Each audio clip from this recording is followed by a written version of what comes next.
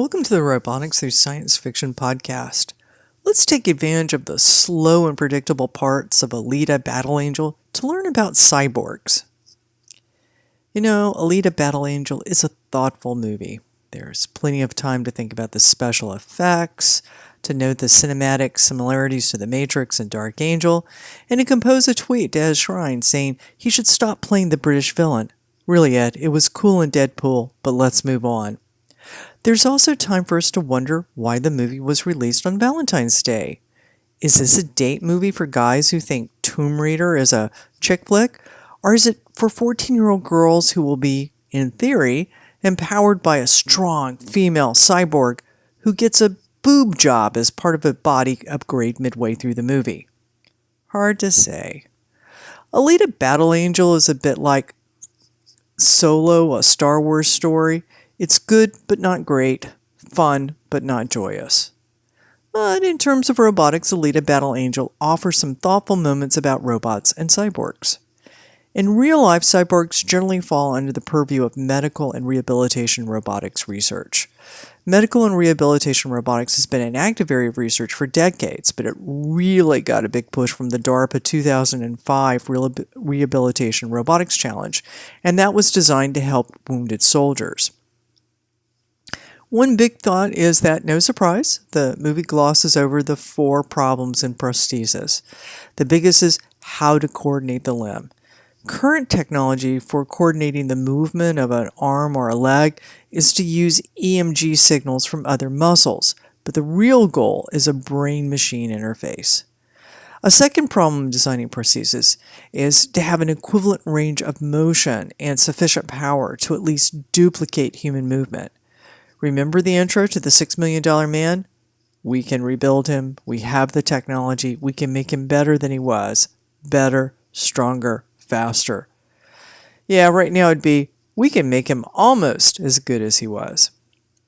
A third challenge is sensing. Sensors are needed to make a prosthesis able to move naturally, and sensors are needed as replacement eyes and touch.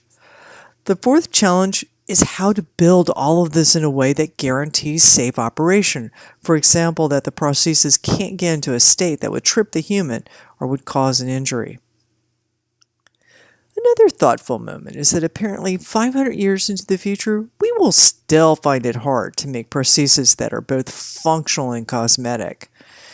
In Alita Battle Angel, the majority of prostheses are big and bulky. They're kind of smaller versions of Pacific Rim's unnecessarily complex mechanisms, and they make the owner look like they're in serious danger of toppling over from all the added weight.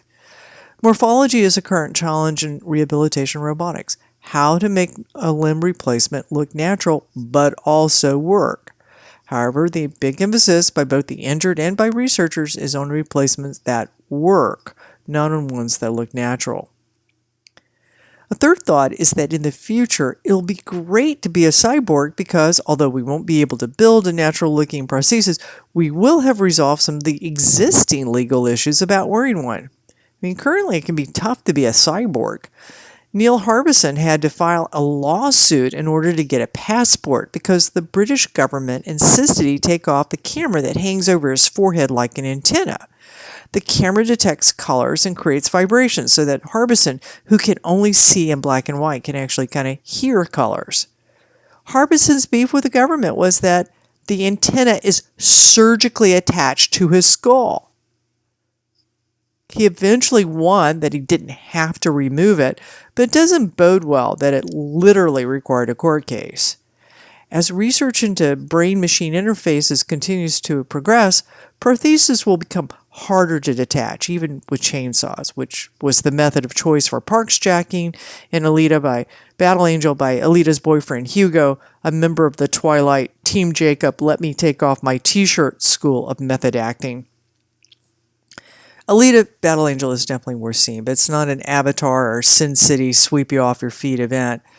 The future is unlikely to have cyborgs that look like Alita or her overly mechanized enemies, but it will have cyborgs. Injury and disease will see to that. Check out the May 2017 issue of Science Robotics and do a web search for Cybathlon, the real-life fantastic Olympic Games for Cyborgs hosted by ETH Zurich, if you want to learn more about cyborg research.